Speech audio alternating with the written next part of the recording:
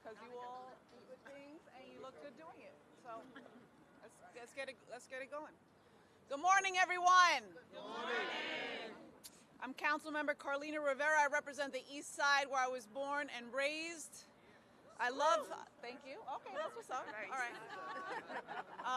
LES all day. I love this city so much, and so do all of the individuals behind me. And we are here today because this cannot be the city for the few. This has to be a city for all people. I want to thank my colleagues, Councilmember Joseph, who is by my side, all of the advocates who are here, constantly working and advocating to ensure that the people who are consistently on the margins are brought front and center. Rikers is a humanitarian and a fiscal crisis. Something most people know, but they do not dare to acknowledge. Everyone deserves to be safe. That includes the correction officers that are on the island, the people in the New York City jails, most of whom are presumed innocent, by the way, and our communities. And true safety requires more than just jails. Jail is not a home. That's right. You're going to hear me say that over and over again until people realize that we have individuals that are spending over a year detained and incarcerated, waiting for court date months on end without the proper medical support and health support that they need. It's going to take all of us to do this. Together we have accomplished a lot of great things, and I want to thank the advocates behind me. You all have been amazing. You come out every time. They turn their pain into purpose, and they do it with passion in a way where we've got some reforms in. It's going to take many, many miles before we sleep, but some reforms have truly been transformative, banning solitary confinement. Population review teams to improve case processing, resource navigators, and outreach services and non-police responses, supportive housing, and so much more. But we have to do more. We have to make sure that the city actually closes Rikers Island. Right now, they're saying it's going to stay open until 2029. That's 2 years past the legal deadline. And today we're going to have a hearing examining recommendations from the independent Rikers Commission's blueprint to close Rikers, and we will hear legislation proposed by my colleagues today. All in tandem, all with the help of the people behind me. Let me be very clear. Council is advancing legislation and budget proposals that expands mental health and supportive housing services, strengthens alternatives to incarceration, speeds up court cases, and actually requires real leadership with an Office of Coordinator for Rikers Closure who would report directly to the mayor. Why do we feel all this is necessary? Why do we have to continue to legislate what should be common sense reforms? You can think about the atrocities that are occurring within the systems. You can mention that it costs over $400,000 per year to incarcerate one individual on Rikers. Do you know what that money could be going towards if we put together supportive housing that supported people with real needs? And 62 New Yorkers have lost their life since 2020. And a place that is intended to rehabilitate. 87% of those being held there are pretrial. 57% of individuals who are incarcerated on Rikers have been diagnosed with a mental illness. And recent data shows that the number of people found mentally unfit to stand trial has more than doubled since 2020, while hospital bed capacity has barely increased. Too many New Yorkers diagnosed with mental illness and substance use disorder are trapped in a revolving door of homelessness, incarceration, and emergency hospitalizations. And each of these issues is deeply connected. Homelessness is 10 times more prevalent among formerly incarcerated individuals than it is for the general public. Jail is not a home. So that's why alongside these advocates and those with lived experience, I've worked with experts in supportive housing to put forward my legislation, which is Introduction 1100. It would amend supportive housing eligibility to include justice involvement in the last 12 months to any eligibility parameters. So this amendment removes barriers that currently prevent thousands of New Yorkers, many of whom have been diagnosed with mental illness or substance use disorder, from accessing stable housing upon release from incarceration. This is over 2,000 people we can help. Thank you. This is over 2,000 people that we can help. Chronicity and some of these eligibility parameters, they're preventing individuals from accessing the supportive housing that would keep them from going back in this revolving door of incarceration, detainment, and emergency hospitalizations. It is the right thing to do. It is the humane thing to do. And it is fiscally responsible. So we are trying to appeal to all stakeholders involved that with the Rikers Commission recommendation, where it's estimated $2.4 billion in annual savings if we close Rikers and invest in alternatives like supportive housing. That's right. So it's about safety, dignity, and the opportunity at a stable, productive, and fulfilling life. I want to introduce Helen Taylor, who will speak to the benefits of supportive housing and its critical role to building a safer and healthier city. I welcome Helen Taylor.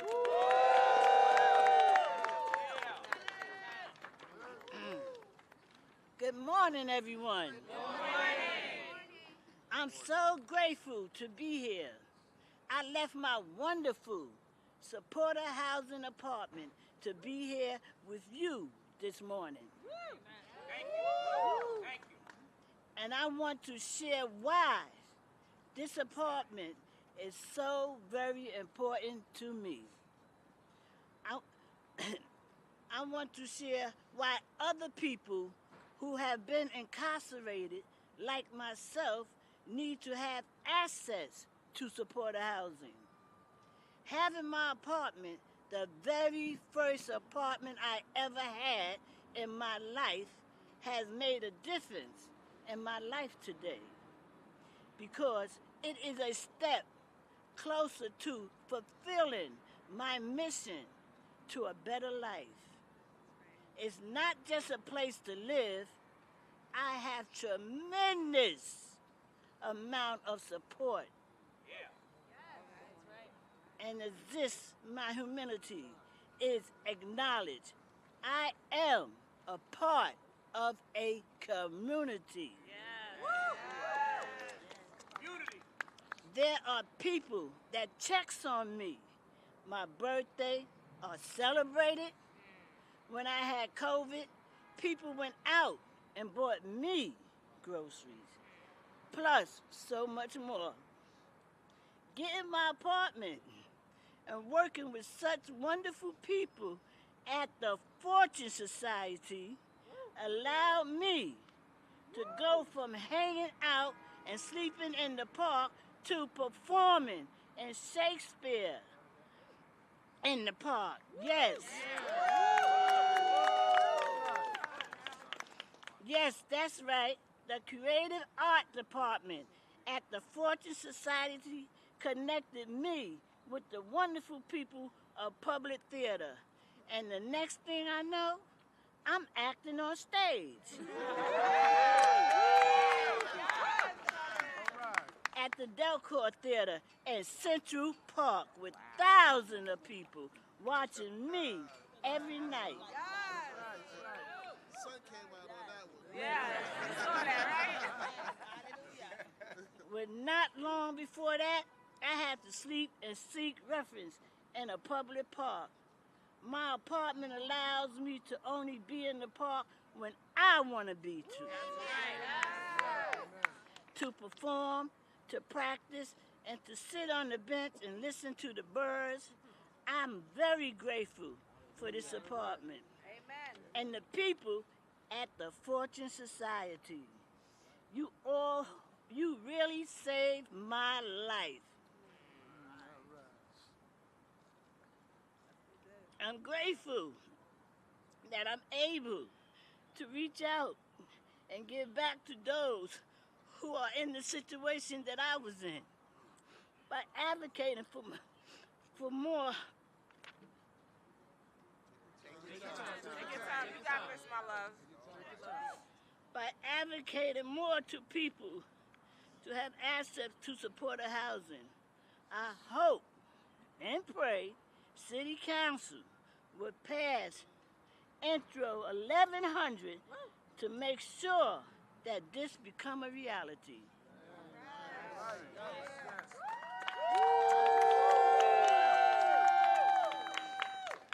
My story should not be unique. I content multiples. Everyone should have access to supportive housing, access to the life they want and deserve to live, a life of dignity. Thank you. Love is love.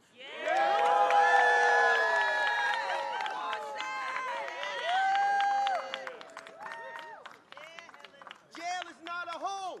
Jail is not a home. Jail is not a home. Jail is not a home. Jail is not a home. Jail is not a home. All right, thank you. Thank you, Helen. Thank you so much. Woo! All right. What can I say? If you don't understand the transformative power of housing, of art and culture, of a city that allows you to choose when you can go outside, take in the sun, listen to the birds, and choose when you sit in silence, when you can reflect and think about the life that you're meant to lead. That's the city I want for everyone. That's right.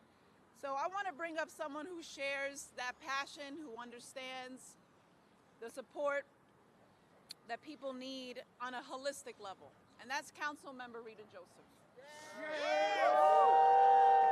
She is chair of the Education Committee, but does so much more because she understands the intersectionality of education and housing and art and health. And I'm proud to call her a colleague. Councilmember Rita Joseph, come on.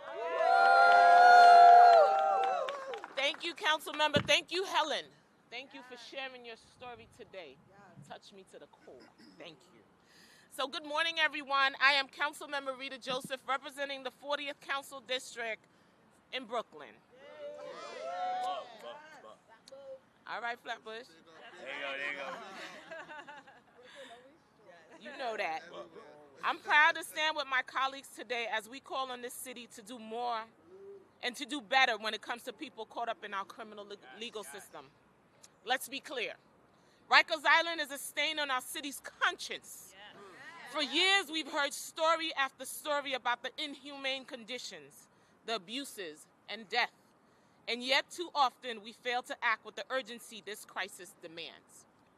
Closing Rikers isn't just a policy choice, it's a moral imperative.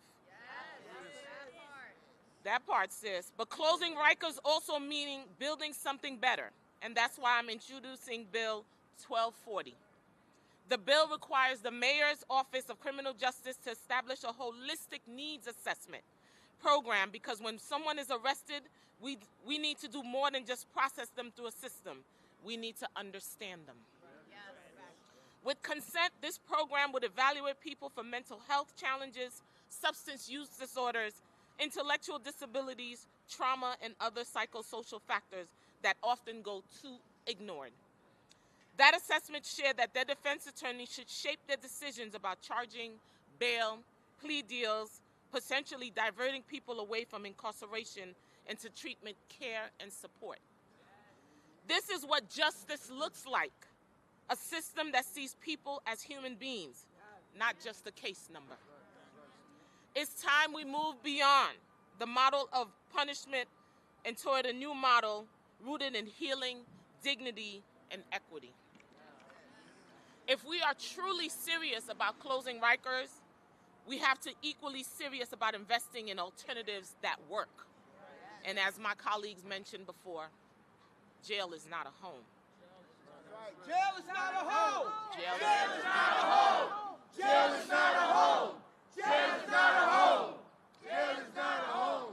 Intro 1240 is one of those alternatives. It put compassion at the center of our response and help build a future where jails are not the default solution to complex human needs.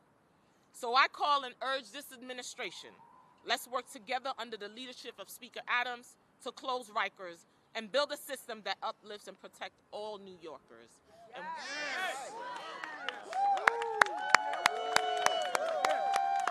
thank you to the advocates. Thank you, Councilmember Rivera.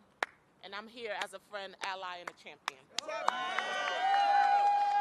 Let's have more housing, less jails. More housing, less jails. More housing, less jails. More housing, less jails.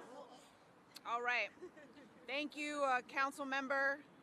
Understanding that we have to identify mental health, trauma, other social factors at the time of arrest. That has become more clear than ever before. That's right. So I want to really thank so many people that are here. There are many organizations across the city that are doing great work in finding housing and ensuring that people have the health services that they need, and also the workforce development support. I want to bring up Prince Fawcett, Center for Employment Opportunities, a representative who is incredible, who are looking for really that comprehensive support and treating every individual as a person with individual needs. I want to thank Prince for your work, and on behalf of your organization, come on up here. Thank you, thank you. A jail is not a home.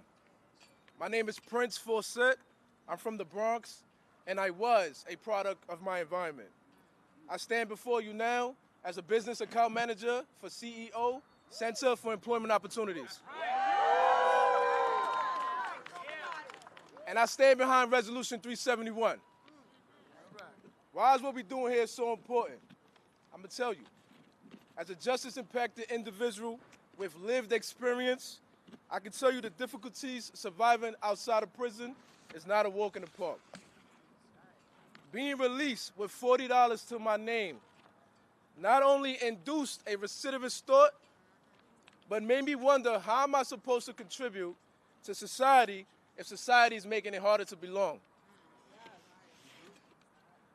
And easier to make recidivism a norm. The truth is, the likelihood of returning to prison is a lot higher when there's no financial stability. When you're struggling to survive, the recidivist thought doesn't just pass, it lingers. And sometimes it wins. In other words, one might commit additional crimes only just to survive. The Reentry Assistance Bill will reduce that. It'll make our streets safer. It will be a contribution to the economy by increasing the likelihood of employment. It will reduce recidivism. But most importantly, it'll provide a fighting chance to a justice-impacted soul on their road to redemption. The return on this micro investment, if passed, will truly make this country great again.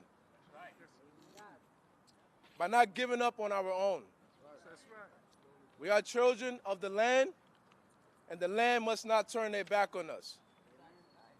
We stand united as one nation under God, and as a nation, we want to see this bill pass. Thank you.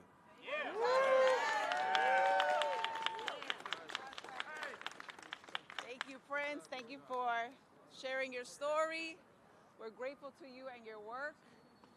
And I'm proud. I'm proud of individuals that I get to stand beside. So we know that this system is moving very slowly. We have over 1,400 people held on Rikers over a year without trial. And then you heard many times when they are released, they really do not have the support that they need to just reintegrate into their community, feeling like they belong. That ain't right. That ain't right. I want to introduce someone who's been working consistently throughout the many, many years that I've known him. Darren Mack is a leader with Freedom Agenda, working to close Rikers and end mass incarceration, and through advocacy led directly by people with lived experience, justice-impacted individuals, has been pushing for community-driven alternatives to jail and champions the right and dignity of those most affected by the justice system. Let me bring Darren up. When I say close, you say Rikers. Close. Rikers. Close. Rikers. When I say close, you say Rikers. Close. Rikers. Close. Rikers. Thank you so much. We standing here today because we believe in justice, we believe in human rights, we believe in public safety as well. But unfortunately, the champions and cheerleaders of mass incarceration want you and me to believe that Rikers Island makes us safer. I was a teenager on Rikers Island when the population was over 20,000 people detained there. It was out of sight and out of mind. But thanks to survivors of Rikers like myself, our family members, organizational partners, and allies from City Council, we built a movement to make New Yorkers understand that Rikers cannot be fixed, Rikers cannot be reformed. The only solution for Rikers is closure. It was a stain on our city back then. It is a stain on our city now. Not only that, Rikers Island is devouring resources that we know should be utilized in our community that's been impacted by Rikers Island. And we will not end mass incarceration in our city or in our country unless we make mass investments in communities that's been impacted by mass incarceration. And I want people to understand, it don't matter if you chocolate like me, if you from Brooklyn like me, if you love hip hop like me, if your policies is not addressing the conditions of people like me, then you're not like us. If your budget is not changing the material conditions of people like me, then they're not like us.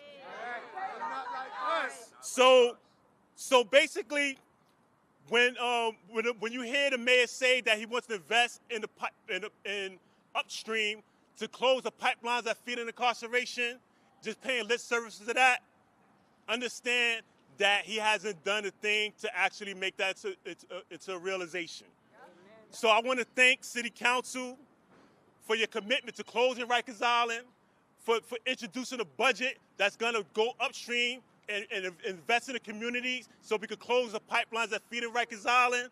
Because in the words of one of my favorite writers and authors and theoreticians, George Jackson, he said that we must prove our predictions about the future with action. We must prove our predictions about the future with action. So thank you, City Council members, and thank you for all the advocates and organizations that's here today. When I say close, you say Rikers. Close. Rikers. Close. Rikers. Thank you so much.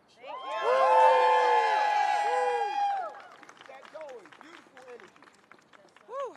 All right. Thank you to Darren. Thank you. Look at the sun came out on your words, bro. You hear me? That's right. Thank you to the Freedom Agenda. Thank you for the energy that is here today. That's right. That's right. All right. So I want to introduce another friend. I think you heard earlier today about Fortune Society and really the support that they've given to so many, but also the work that Stanley Richards has done on the commission and on so many issues has been instrumental in changing how people really think about reform, about closing Rikers, and what we need to do to support those that are incarcerated and detained. A long-time advocate with the Fortune Society, I won't say how long, but your timing is always impeccable. An organization supporting justice-involved New Yorkers, Fortune also provides housing, job training, health services, and reentry programs, while also working to reform policies and dismantle the injustices of places like Rikers Island. Please help me to welcome Stanley Richards. Yes. Let's go, Stan. Yes, Stanley. Peace. Let's go. Good morning, everybody. Good morning. My name is Stanley Richards, and I am a member of the Independent Rikers Commission. I serve as president and CEO of the Fortune Society, and before that was the first deputy Commissioner of Programs and Operations at the New York City Department of Corrections. As we all know, all too well, the jails on Rikers Island have failed our city. They are decrepit, they are dangerous, and they are ridiculously expensive, costing taxpayers like you and I over $400,000 a year for one person to be incarcerated. Think about that, $400,000. Think about the return on investment. There is none.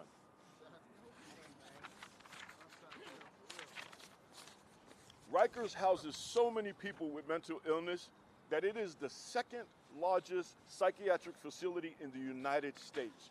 Pause on that for a moment. Pause on that for a moment.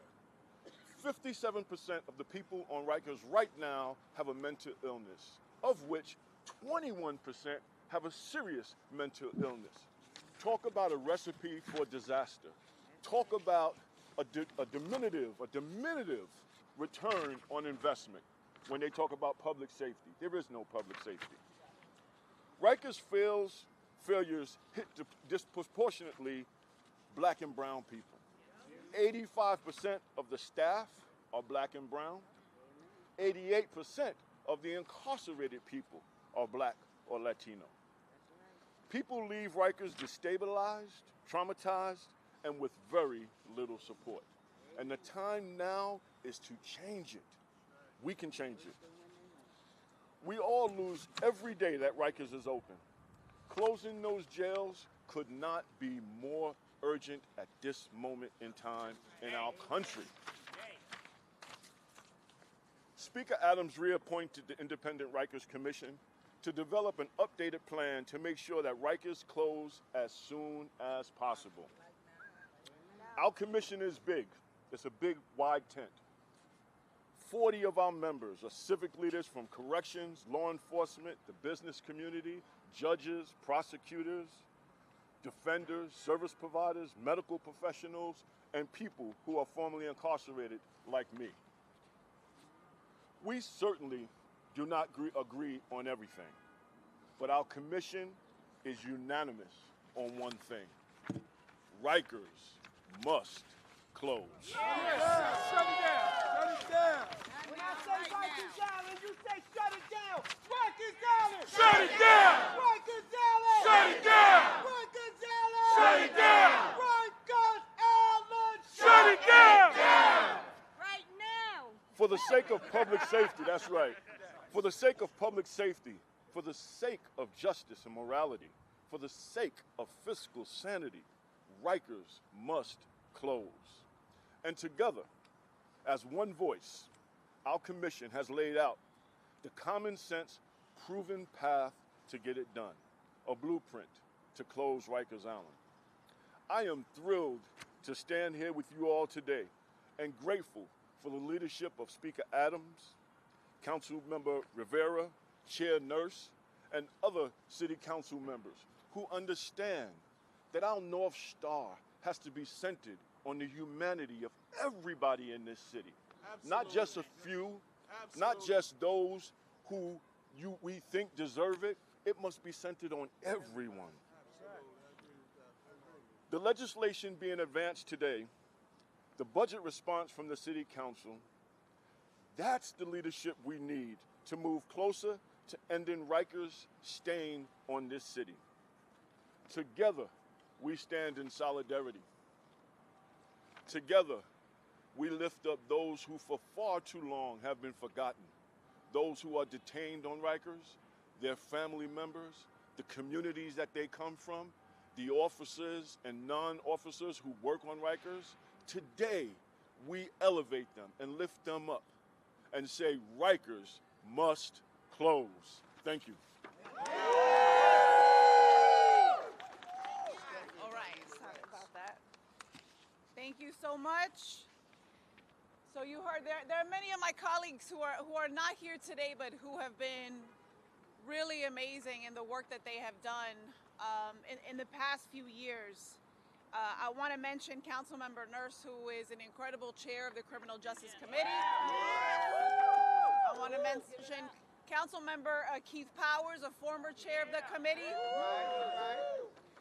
And there are so many. We have a great set of bills that are being heard, including supportive housing, eligibility for justice-involved people, providing technology and support for people in custody with a pending criminal proceeding to securely receive and review evidence, establishment of a holistic needs assessment program, really working on the early release 6A program, which is very, very important, establishing a coordinator for Rikers Island closure, and providing money upon release for certain incarcerated individuals. This is really trying to figure out how we can prepare those that many, again, are waiting for a court date, not convicted. And Councilmember Gutierrez couldn't be here, but I remember she said something that I thought was really important, which is that what we're working on is to ensure that we're not just going through the same sort of messaging, that we're not continuing to do the same thing over and over again. Is that too often our system actually punishes people twice. All right? Once through incarceration, and then again through housing denial, a lack of opportunity to get a job, without the support for their mental health, and clearly without the ability to rebuild their life. And so these bills are about recognizing that justice system involvement is a marker of vulnerability, not disqualification. And so I just want to thank everyone here for their work. Thank you all. I know that you always go in and you testify as well, and you bring your heart and your soul and your work to this issue. So with that, I just want to see if there are any questions from the press, and make sure that we get in there and get back to work. Hey. Do you think the 2029 date is realistic at this point? And on top of that, this seems to be focusing on getting the bills that affect the numbers of people on Rikers down before the other bills are lifted up. So basically, how do these work in tandem with closing it on that time? Well, one bill, the Jail Population Review Team bill that we all put forward and got passed together as a group and through this movement, is important in determining who should actually be on Rikers and who should not. The individuals with serious mental health needs, that's when a supportive housing development or units or homes would be appropriate to give them the wraparound services that they truly need. The number of the individuals that are on Rikers with a mental health diagnosis, or who are very, very sick and would actually benefit from a project like Just Home, which will be coming to hopefully to Jacoby Hospital in the Bronx for those that are very, very ill. Those are the type of innovative programs that we need now. Is 2029 realistic? I mean, 2027 was really the date. And so I'm somebody that agrees that when you have a conversation that was involved in terms of the number of stakeholders, the testimonies, the data that we looked at, every single angle that we brought to the Close Rikers campaign to get to that date, and we've received consistent pushback from the administration, it has been counterproductive. So what are we doing? We are continuing to memorialize and codify all of these programs and a lot of the legislation that we need to get to the date. So if they're saying 2029, I mean, listen, I'm going to err on this side of caution here, push them, say 2027, 2029 is not good enough, but that I know that they could not even be preparing to reach 2029, which is totally unacceptable. Right. So we're going to keep fighting, we're going to keep showing up, and we're going to keep demanding 2027 and ensure that they put into place some of the laws that are already in effect. We want to have the data and we want to have the reporting on things that have already been implemented, and even that has been a little bit challenging, but we're going to continue to work with the people in City Hall. But they need additional years for more killing? No. Let me get another question. Okay.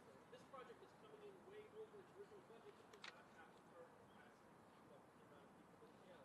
Are those not legitimate concerns? You mean the actual borough-based? That's okay. Say it one more time, and I'm going to decipher it. This project is coming in way over its original budget, but does not have the current capacity to keep up with the amount of people in jail. Okay. All right. This goes back to actually how we reached the deadline of the legal deadline of 2027 or 2029, which is how many people are currently incarcerated. We, I think, disagree with the tactics and the strategy that the city has been using in terms of who is incarcerated and who is currently detained. Alternatives to incarceration should be supported, not cut, as we've consistently seen through budgets passed. So we have to get the population down. There's no question. We have mechanisms in place. We have programs and services in place. They have not been as supported by this mayoral administration as we all would like, but that is where the people, the power of the people, come through to make demands. As for supportive housing, you know, the 1515 program, those are wholly city subsidized projects, that's going to be an important program in terms of eliminating or really defining the chronicity requirements for people who, you know, in order to get into some of these supportive units, you need to be classified as homeless for a certain amount of time, but the amount of time that you're spending in jail is not counting towards this chronicity. And it's not making sense because jail is not a home. And a lot of these individuals are currently incarcerated because they have not had the wraparound services. They have not had the mental health support that they need to prevent the recidivism that continues to take place. So we would be doing the right thing in terms of our humanity and, of course, saving the city some money. Stanley, if you ever want to, because you're like... Thank you. I've learned... To that question of cost, I would encourage you to look at the blueprint. We laid out a number of strategies, 12 strategies that are not linear strategies, are strategies that should be implemented simultaneously so that we could reduce the population, expedite the building of the borough-based jails, and close Rikers. And we have proposed multiple ways of doing that. Now, when it comes to costs, construction costs have gone up all over the country. That is a reality. But here's the other reality for us in New York City. We pay one way or the other. We pay $400,000 a year per person to incarcerate them on Rikers Island. New York City Department of Corrections budget is $1.2 billion. So if we do nothing, we're going to spend billions over years. And the time right now is not to make the false choice. Do we invest in building a smaller system, a more fairer system, a more humane system for those that work there and those who are incarcerated? Or do we nickel and dime it and pay anyway by causing the harm that we have seen with the many deaths, the dilapidated facilities, and just the enormous cost it takes to manage Rikers? So we say, invest now to close Rikers. Invest now to expedite the building of the borough-based jail. Invest now to provide alternatives to incarceration, supportive housing, drug treatment, mental health care for the people who are in those systems. That's what we say invest in. That's the leadership we need right now. And we call on the city council, we call on this administration to lean in to make sure that happens.